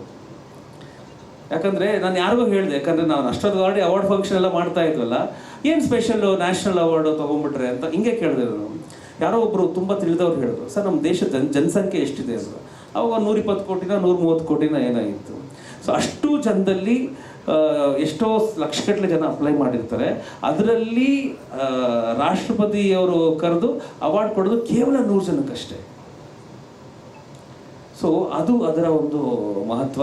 ಸೊ ಹಾಗಾಗಿ ಪಾಯಿಂಟ್ ಇಸ್ ವೆರಿ ಸಿಂಪಲ್. ನಿಮ್ಮ ಡೆಡಿಕೇಶನ್ನು ನಿಮ್ಮಲ್ಲಿ ಎಲ್ಲವೂ ಇದ್ದರೆ ಖಂಡಿತ ನಿಮಗೆ ಎಲ್ಲವೂ ಸಿಗುತ್ತೆ. ಅದಕ್ಕೆ ಜೀವಂತ ಉದಾಹರಣೆ ನಾನು ಇಲ್ಲೇ ಕೂತಿದ್ದೀನಿ, ಬೇರೆ ಎಲ್ಲೂ ಹೋಗೋದು. ಕೊಂಡ್ಕೊಳಕ್ಕಾಗಲ್ಲ ಅನ್ನೋದು ನಿಮ್ಮ ಮಾತು. 100%. Thank you. ತಗೊಳ್ಳುವ ಟೈಮ್ ಆಗೋಯ್ತು. ಹರೀಶ್ ಬಾಬು ಅಂತ ನಮ್ಮ ಕೋಲಾರಿಂದ ಬಂದಿದ್ದೀವಿ. ನಾವು ಪ್ರಾಂಶುಪಾಲರಾಗಿ ಕೆಲಸ ಮಾಡ್ತಿದ್ವಿ. ನಮ್ಮದು ಸತ್ಯಸಾಯಿ ಆಶ್ರಮ ಇದೆ. ಯಾವಾಗ ಕೋಲಾರ ಬಂದು ವಿಸಿಟ್ ಕೊಡ್ಬೋದು. ಖಂಡಿತ ನಾನು ದೀಪಿಕಾ ಮೇಡಮ್ದು ಸುಮಾರು ಬಿಗ್ ಬಾಸ್ ಅಲ್ಲಿ ಕೆಲವೊಂದು ವರ್ಡ್ಸ್ ಎಲ್ಲ ಕೇಳಿದ್ವಿ, ವಿಡಿಯೋಸ್ ಎಲ್ಲ ಕೇಳಿದ್ವಿ. ಅದರಲ್ಲಿ ಒಂದು ವರ್ಡ್ ನನಗೆ ಬಹಳ ಈಗಲೂ ಕೊರಿತಾ ಇದೆ. ನೀವೇನು ಹೇಳ್ತೀರಂದ್ರೆ ಸ್ವಾವಲಂಬಿ ಜೀವನ, ನಮ್ಮಷ್ಟು ನಾವೇ ಬೆಳಿಬೇಕು. ನಿಮ್ಮ ಬ್ರದರ್ ಸುದೀಪ್ ಯಾರೋ ಅಂತ ಒಂದೆಲ್ಲೋ ಹೇಳಿದ್ರು, ಎಲ್ಲ ಯಶ್, ಇವರೆಲ್ಲರೂ ನಮಗೆ ಸಪೋರ್ಟ್ ಇದ್ದರೂ ಸಹ ನಾನೇ ಓನಾಗಿ ಬರಬೇಕು ಅನ್ನೋ ಒಂದು ಛಲ ಇದೆ. ಆ ಛಲಕ್ಕೆ ನಿಮ್ಮಲ್ಲಿರ್ತಕ್ಕಂಥ ಸೀಕ್ರೆಟ್ ಏನು ಅಂತ ಈ ಸಾಧಕರಿಗೆ ಹೇಳಿದ್ರೆ ಆ ಸೀಕ್ರೆಟನ್ನು ಅವರು ಡೆವಲಪ್ಮೆಂಟ್ ಮಾಡ್ಕೊತಾರೆ. ಪ್ರತಿಯೊಬ್ಬರು ಸಾಧಕರು ತಮ್ಮ ಸೀಕ್ರೆಟನ್ನು ಬಿಚ್ಚಲ್ಲ, ಓಪನ್ ಮಾಡಲ್ಲ, ಯಾಕೆ ಅಂತ. ಆದರೆ ನೀವು ಈ ಒಂದು ಸ್ಟೇಜ್ ಮೇಲೆ ನಿಮ್ಮನ್ನು ಅಟ್ಲೀಸ್ಟ್ ಇನ್ನೂ ಹೆಂಗಾದರೂ ನಿಮ್ಮನ್ನು ಇಲ್ಲಿವರೆಗೂ ಕರೆಸಿದ್ದಾರೆ ಅಂದರೆ ನಿಮಗಿಂತೂ ಏಜ್ ಇರೋರು ಇದ್ದಾರೆ, ಆದರೂ ನಿಮ್ಮಲ್ಲಿ ಏನೋ ಸೀಕ್ರೆಟ್ ಇರೋಕ್ಕೆ, ನಿಮ್ಮಲ್ಲಿ ಏನೋ ಒಂದು ಛಲ ಇರೋಕ್ಕೆ ಇಲ್ಲಿ ಕರೆಸಿರೋದು. What is the secret? ಆ ಸೀಕ್ರೆಟ್ ಎಲ್ರಿಗೂ ಹೇಳಿದ್ರೆ ಅವರು ಒಂದು ಸ್ವಲ್ಪ ಸಾಧನೆ ಮಾಡ್ಬೋದು ಅವರವರ ರಂಗದಲ್ಲಿ. ದಯವಿಟ್ಟು ನಿಮ್ಮ ಆ ಸಾಧನೆಗೆ ಸೀಕ್ರೆಟನ್ನು ಹೇಳ್ಬೇಕು ನಾನು. ದಯವಿಟ್ಟು ಒಂದು 4-5 ಲೈನಲ್ಲಿ ಹೇಳಿ madam. Thank you sir, thank you. So ಏನಿಲ್ಲ, ಚಿಕ್ಕದ್ರಿಂದ ಅಪ್ಪ ಅಮ್ಮ ಹೇಳ್ಕೊಟ್ಟಿರೋದಿಷ್ಟೇ, ಸೆಲ್ಫ್ ರೆಸ್ಪೆಕ್ಟ್ ಅಂದರೆ ಆತ್ಮಾಭಿಮಾನ ಆಗಿರ್ಬೋದು, ಅಥವಾ ಸೆಲ್ಫ್ ರೆಸ್ಪೆಕ್ಟ್ ಅಂದರೆ ಏನು ಹೇಳ್ತಾರೆ ಸರ್, ನಮ್ಮ ಸ್ವಾಭಿಮಾನ ಮತ್ತು ಕಾನ್ಫಿಡೆನ್ಸ್, ಆತ್ಮಾಭಿಮಾನ, ಏನೋ ವಿಶ್ವಾಸ, ಇದೆಲ್ಲನೂ ಇಟ್ಕೊಂಡು ನನ್ನ ತಂದೆ ಆಗಲಿ ನಮ್ಮ ತಾಯಿ ಆಗಲಿ ಬೆಳೆಸಿರೋದು ಹೀಗೇನೆ. ಅಂದರೆ ಅಪ್ಪ ಅಂತ ಅಪ್ಪನ ಹೆಸರು ಹೇಳ್ಕೊಂಡು ಬರಬೇಕು ಅಂತ ಇಲ್ಲ, ಅಮ್ಮ ಅಂತ ಅಮ್ಮನ ಹೆಸರು ಹೇಳ್ಕೊಂಡು ಬರಬೇಕಾಗಿಲ್ಲ. ಅವ್ರಿಗೊಂದು ಫೀಲಿಂಗ್ ಏನಂದರೆ ಯಾವಾಗಲೂ ಇವರು ನನ್ನ ಮಗಳು ಅಂತ ಹೇಳ್ಕೊಳ್ಳೋಕ್ಕೆ ಅವ್ರಿಗೆ ಆಸೆ ಇತ್ತು. ಸೊ ಮನೆಯಲ್ಲೇ ಇದನ್ನು ಹೇಳ್ಕೊಟ್ಟಿರ್ಬೇಕಾದ್ರೆ ನಾನು ಹೊರಗಡೆ ಜೀವನ ಮಾಡೋದಕ್ಕೆ ಅಂತ ಹೊರಟವಳು ನಾನು ಎಷ್ಟು ಮೆಂಟಲಿ ಫಿಕ್ಸ್ ಆಗಿರಬೇಕು ಅಂದರೆ ಎಲ್ಲೂ ಕೂಡ ಇಂಥವ್ರ ಮಗಳು, ಇಂಥವ್ರ ಮಗ, ಇಂಥವ್ರ ತಂಗಿ, ಇಂಥವ್ರ ಅಕ್ಕ ಅಂತ ಹೇಳಿಸ್ಕೊಂಡು ಬರೋದು ನನಗೆ ಯಾವಾಗಲೂ ಇಷ್ಟ ಆಗಲಿಲ್ಲ. ಸೊ ಇಡೀ ಇಂಡಸ್ಟ್ರಿಯಲ್ಲಿ ನಾನು ಮೊದಲನೇ ದಿನ ಅಂದರೆ ಇಲ್ಲಿ ಏನೋ ಮಾಡಲೇಬೇಕು ಅಂತ ಡಿಸೈಡ್ ಆಗಿದ್ದ ದಿನಾನೂ ಕೂಡ ಇದೊಂದೇ ತಲೆಯಲ್ಲಿತ್ತು. ಏನೂ ಮಾಡಲಿಲ್ಲ ಅಂದರೂ ಪರವಾಗಿಲ್ಲ, ವಾಪಸ್ ಹೋಗೋಣ, ಪರವಾಗಿಲ್ಲ, ಆದರೆ ಒಬ್ಬರು ಸಪೋರ್ಟಿಂದ, ಒಬ್ಬರು ಹೆಲ್ಪಿಂದ ತೊಗೊಂಡು ನಾನು ಮುಂದೆ ಬಂತು ಅಂದರೆ ಎಷ್ಟು ದಿನ ನಾನು ಈ ಇಂಡಸ್ಟ್ರಿ ಉಳಿಬೋದು. ಸರ್ ಅವಾಗಲೇ ಮಾತಾಡಬೇಕಾದ್ರೆ ಹೇಳಿದ್ರು 10 ವರ್ಷ ಅಂದರೆ 1 ದಶಕ ಅಂತ ಹೇಳಿದ್ರು. ಐ ಥಿಂಕ್ ನಾನು ಯಾರಾದರೂ ಹೆಸರು ತೊಗೊಂಡು ಬಂದಿದ್ದಿದ್ರೆ 10 ವರ್ಷ ನಾನು ಇಲ್ಲಿ ಇರೋಕ್ಕಾಗ್ತಾ ಇರಲಿಲ್ಲ. ಚಿಕ್ಕದೋ ಪುಟ್ಟದೋ ದೊಡ್ಡದೋ ಏನೋ ಒಂದು ಸಾಧನೆ ಮಾಡಿದ್ರು ಅಟ್ಲೀಸ್ಟ್ ನನ್ನಿಂದ ಮಾಡಿದ್ದೀನಿ ಅನ್ನೋ ಒಂದು ಏನೋ ಆ ಖುಷಿ ಇದೆ ಗೊತ್ತಾ, ಈ ಖುಷಿನ ಯಾವುದು ಕೊಡೋಕ್ಕಾಗ್ತಾ ಇರಲಿಲ್ಲ. ಸೊ ಇಷ್ಟೇ ಸರ್, ಸೆಲ್ಫ್ ರೆಸ್ಪೆಕ್ಟ್ ಇಟ್ಕೊಂಡ್ರೆ ಖಂಡಿತವಾಗ್ಲೂ ಯಾರಾದರೂ ಏನಾದರೂ ಮಾಡೇ ಮಾಡ್ತಾರೆ. ನಿಜನೇ, ಸೆಲ್ಫ್ ರೆಸ್ಪೆಕ್ಟ್ ಇಟ್ಕೋಬೇಕು. ಈಗ ಯಾರಾದರೂ ಈಗ ನಿಮ್ಮ ಲೈಫಲ್ಲೂ ನಿಂದನೆ ಆಗಿರುತ್ತೆ, ಒಂಥರ ಟೀಸ್ ಆಗಿರುತ್ತೆ, ಎಲ್ಲ ಆಗಿರ್ತದೆ. ಈಗ ಸಾಧಕರಿಗೆ ಏನಾಗುತ್ತೆ, ಒಂದು ಟೀಸ್ ಆದ ತಕ್ಷಣ ಲೈಫ್ ಡಿಪ್ರೆಷನ್ ಆಗ್ಬಿಟ್ಟು ನಂದು ಇಷ್ಟೇ ಲೈಫ್ ಅಂತೇಳಿ ಸುಮ್ಮನೆ ಕೂತ್ಕೊತಾರೆ.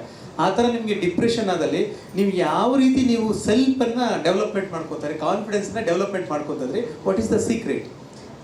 ಸರ್ ಖಂಡಿತ ಹೌದು, ಡಿಪ್ರೆಷನ್ ಆಯಿತು ಅಂದ್ರೆ ನಾನೇನು ಮಾಡ್ತೀನಿ ಗೊತ್ತಾ, ಸಿಲ್ಲಿ ಅನ್ಸ್ಬೋದು, ಬರೀ ವರ್ಕ್ ಬಗ್ಗೆ ಯೋಚನೆ ಮಾಡ್ತೀನಿ, ಚೆನ್ನಾಗಿ ರೆಡಿ ಆಗ್ತೀನಿ ಫಸ್ಟು.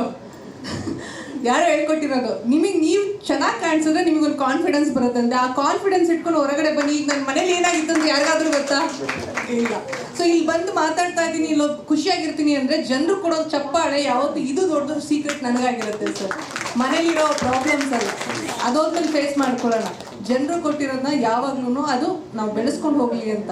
ನಿಮ್ಮ ಮನೆ ಕಷ್ಟ ಹೇಳ್ಕೊಂಡು ಬಂದು ಅಥವಾ ನೀವು ಕೊಟ್ಟಿರೋ ಒಂದು ಸ್ಥಾನನ ಕೆಳಗಡೆ ಇಳಿಸ್ಕೊಳ್ಳೋದಕ್ಕಲ್ಲ. ಸೊ ಖಂಡಿತವಾಗ್ಲೂ ನಿಮ್ಮ ಚಪ್ಪಾಳೆನೇ ನನ್ನ ಸೀಕ್ರೆಟು, ಆ್ಯಂಡ್ ನಿಮ್ಮ ಅಭಿಮಾನನೇ, ನಿಮ್ಮ ಪ್ರೀತಿನೇ ಇಲ್ಲಿ ತನಕ ನಂಗೆ ಸೀಕ್ರೆಟ್ ಆಗಿ ಉಳ್ಕೊಂಡಿದೆ. ಖಂಡಿತವಾಗ್ಲೂ ಎಲ್ಲರೂ ಅಷ್ಟೇ ಆ ಹಂತಕ್ಕೆ ಬರೋ ತನಕ ಒಂದು ಸ್ವಲ್ಪ ಕಷ್ಟ ಅನಿಸುತ್ತೆ.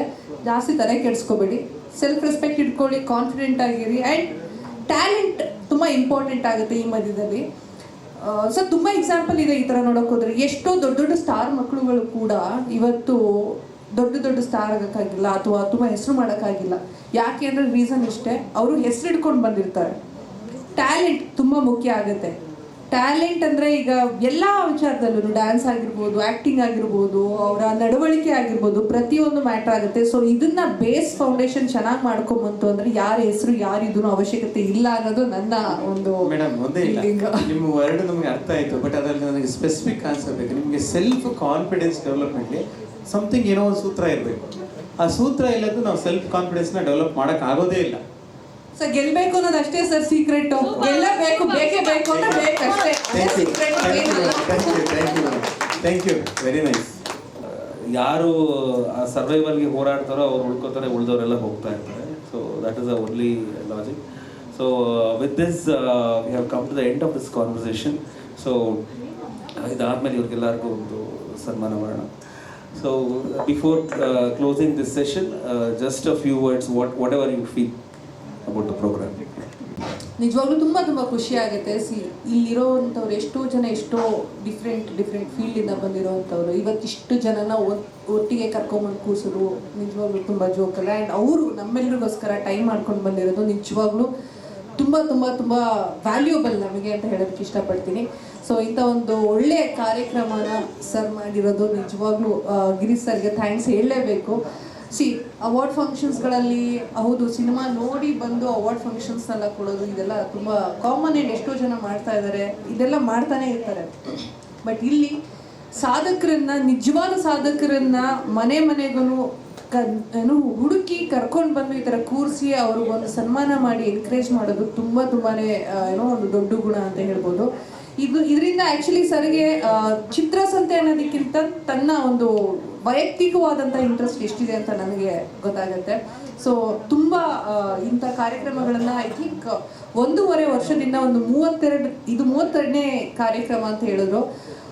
ಹಿಂಗೆ ಮಾಡಿರ್ಬೋದು ಅನ್ನೋದು ನನಗೆ ನಿಜವಾಗ್ಲೂ ಐಡಿಯಾ ಇಲ್ಲ. Because he has done a great job and wonderful job sir. ಇಂಥ ಕಾರ್ಯಕ್ರಮಗಳು ಇನ್ನೂ ಮಾಡ್ತಾನೆ ಇರಿ ಅಂತ ನಾನು ಹೇಳೋದಕ್ಕೆ ಇಷ್ಟಪಡ್ತೀನಿ. ತುಂಬ ಥ್ಯಾಂಕ್ಸ್ ಸರ್, ನನ್ನನ್ನು 32 ಒಂದು ಇವೆಂಟ್ಗೆ ಕರೆಸಿದ್ದಕ್ಕೆ. Thank you. ನಿಮ್ಮ ಥರನೇ ಎಲ್ಲ ಕಲಾವಿದರು ಬಂದು ಇಲ್ಲಿ ಕೂತ್ಕೊಂಡು ಆಶೀರ್ವಾದ ಮಾಡಿ ಹೋಗಿರೋದಕ್ಕೆ ಇದು ಈ ಲೆವೆಲ್ಗೆ ಸರ್ ನಮ್ಗೆ ಸಪೋರ್ಟ್ ಸರ್, ನಿಮ್ದು ಆಶೀರ್ವಾದ ಸರ್ ನಮಗೆ. ಇಲ್ಲಿರೋದೆಲ್ಲರದು ನಮ್ಗೆ ಸಪೋರ್ಟ್ ಖಂಡಿತವಾಗ್ಲೂ. ಕನ್ನಡ ಇಂಡಸ್ಟ್ರಿ ಇವತ್ತು ಬೆಳಿಬೇಕು ಅಂತಂದರೆ ಸಾಧಕರಾಗಿರ್ಬೋದು ಅಥವಾ ಪ್ರತಿಯೊಬ್ಬರ ಒಂದು ಸಪೋರ್ಟ್ ನಿಜವಾಗ್ಲೂ ಇಂಪಾರ್ಟೆಂಟು. ಇವತ್ತು ಅಂಥ ಒಂದು ಕಾರ್ಯಕ್ರಮದಲ್ಲಿ ನಾನು ನಿಮ್ಮೆಲ್ಲರನ್ನೂ ಮೀಟ್ ಆಗ್ತಾ ಇರೋದು ಅಥವಾ ನಿಮ್ಮೆಲ್ಲರ ಜೊತೆ ಕುತ್ಕೊಂಡು ಮಾತಾಡ್ತಾ ಇರೋದು ನಿಜವಾಗ್ಲೂ ಖುಷಿ ಆಗ್ತಿದೆ. ಆ್ಯಂಡ್ ನಿಮ್ಮೆಲ್ಲರ ಒಂದು ಪ್ರೀತಿ ಖಂಡಿತವಾಗ್ಲೂ ಹೀಗೆ ಇರಲಿ, ಮುಂದಿನ ದಿನಗಳಲ್ಲಿ ಮುಂದೆ ಬರೋರ ಮೇಲೂ ಹೀಗೆ ಇರಲಿ ಅಂತ ಕೇಳೋದಕ್ಕೆ ಇಷ್ಟಪಡ್ತೀನಿ. ಇನ್ನೂ ಒಳ್ಳೆ ಕಾರ್ಯಕ್ರಮಗಳು ಅಥವಾ ಒಳ್ಳೆ ಕಾರ್ಯಗಳನ್ನ ನೀವು ಮಾಡ್ತಾ ಇರಿ. ಇನ್ನೂ ದೊಡ್ಡ ಸ್ಟೇಜಲ್ಲಿ ನಾನು ನಿಮ್ಮನ್ನೆಲ್ಲರೂ ನೋಡೋಕೆ ಇಷ್ಟಪಡ್ತೀನಿ. And all the very best ಎಲ್ರಿಗೂ.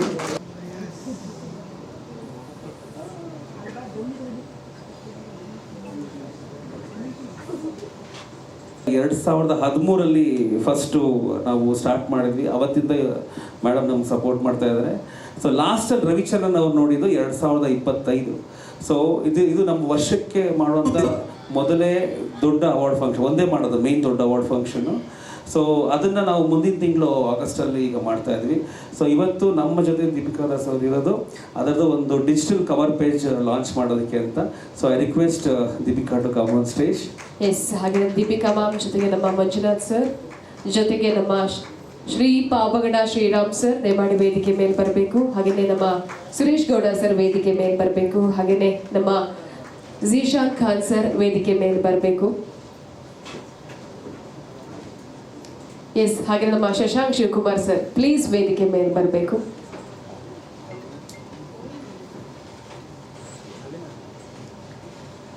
ಸೊ ಮೇಡಮ್, ನಿಮ್ಮ ಪ್ರಶ್ನೆಗೆ ಇಲ್ಲೂ ಉತ್ತರ ಸಿಕ್ಕಿರೋದು. ಕೂತ್ಕೊಳ್ಳಿ, ಅಲ್ಲೇ ಕೂತ್ಕೊಳ್ಳಿ.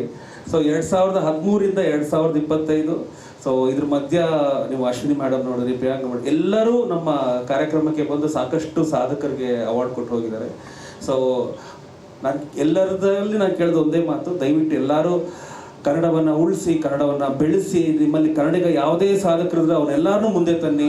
ದಯವಿಟ್ಟು ಯಾರನ್ನ ಒಬ್ಬರು ಕಂಡ್ರೆ ಇನ್ನೊಬ್ಬರು ಅಸೂಯೆ ಪಡಬೇಡಿ. ಇವಾಗಿನ ಕಾಲ ಹಾಗೆ ಆಗೋಗಿದೆ. ಸೊ ಎಲ್ಲರೂ ಅವ್ರವ್ರದ್ದೇ ಒಂದು ಸ್ಪೇಸ್ ಇದೆ. ಸೊ ಐ ರಿಕ್ವೆಸ್ಟ್, ನಮಗೆ ಬೇರೆ ಲ್ಯಾಂಗ್ವೇಜಲ್ಲಿರೋ ಯೂನಿಟಿ ನನ್ನಲ್ಲಿ ಇಲ್ಲ ಅನ್ನೋದೊಂದು ತುಂಬ ದೊಡ್ಡ ಕೊರಗಿದೆ. ಆ ಒಂದು ಕೊರಗನ್ನ ನೀಗ್ಸಕ್ಕೆ ಅಂದ್ಬಿಟ್ಟು ನಾವು ಪ್ರತಿ ತಿಂಗಳು ಈ ಥರದೊಂದು ಕಾರ್ಯಕ್ರಮ ಕನ್ನಡಿಗರನ್ನ ಸೇರಿಸಿ ಏನೋ ಒಂದು ಸಣ್ಣದಾಗಿ ಶುರುವಾಗೋ ದೊಡ್ಡದಾಗತ್ತೆ ಅಂತ ಹೇಳ್ತಾರಲ್ಲ, ಸೊ ಅದರದ್ದು ಒಂದು ಮೂಮೆಂಟು. ಸೊ ಹಾಗಾಗಿ ಇವತ್ತು ನಮ್ಮೆಲ್ಲ ಸ್ನೇಹಿತರ ಜೊತೆಗಿದ್ದಾರೆ. So we will launch the digital launch. Madam ಹೇಳ್ತಾರೆ, ಲಾಂಚ್ ಆಗುತ್ತೆ. ಚಿತ್ರಸಂತೆ 2026 ಅವಾರ್ಡ್ಸ್ನ ಒಂದು ಡಿಜಿಟಲ್ ಲಾಂಚ್ಗೆ all the very best.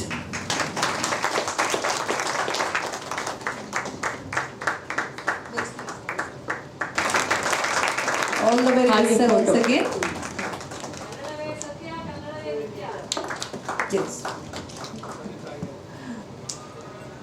So ಅವತ್ತಿಗೂ ಇವತ್ತಿಗೂ ಇವ್ರ ಆಶೀರ್ವಾದದೊಂದಿಗೆ ಅಂತಲೇ ಹೇಳಿದೆ, ನಾವು ನೆನಪಿನೊಂದಿಗೆ ಅಂತ ಯಾವತ್ತೂ ಹಾಕಲ್ಲ, ಅವ್ರು ನಮ್ಮ ಜೊತೆಗೆ ಇದ್ದಾರೆ. ಹಾಗೆ ಆ ಕಡೆ it's powered by, it is blessings and it is powered by power star Puneeth Rajkumar. So ತುಂಬ ಜನ ಅವಾರ್ಡ್ ಫಂಕ್ಷನ್ ಅಂದ ತಕ್ಷಣ ಒಂದು ಮ್ಯಾಜಿಕ್ ಲೇಡಿದೇನೋ ಮೊಮೆಂಟ ಮಾಡಿಸ್ತಾರೆ. ಅವತ್ತಿಗೂ ಇವತ್ತಿಗೂ ನಮ್ಮ ಎಲ್ಲ ಲೆಜೆಂಡ್ಸ್ನ ಇಟ್ಟು ನಾವು ಕೊಡ್ತಾ ಇದ್ದೀವಿ. 13 ವರ್ಷದಿಂದ ಮಾಡ್ಕೊಂಬಂದಿರೋದು ಫಂಕ್ಷನ್ನು. ಮುಂದಿನ ತಿಂಗಳು ಆಗಸ್ಟಲ್ಲಿ 14ನೇ ವರ್ಷದ ಫಂಕ್ಷನ್ ಅದ್ದೂರಿಯಾಗಿ ಮಾಡ್ತಾ ಇದ್ದೀವಿ. ಸೊ ಇದರದ್ದು ಲಾಂಚ್ ದೀಪಿಕಾ ಅವ್ರು ಮಾಡ್ಕೊಟ್ಟಿರೋದಕ್ಕೆ ನಾನು ತುಂಬ ಆಭಾರಿಯಾಗಿದ್ದೀನಿ. ಅವತ್ತು ನಮ್ಮ ಜೊತೆಗೆ ಇರ್ತಾರೆ ಅವರು.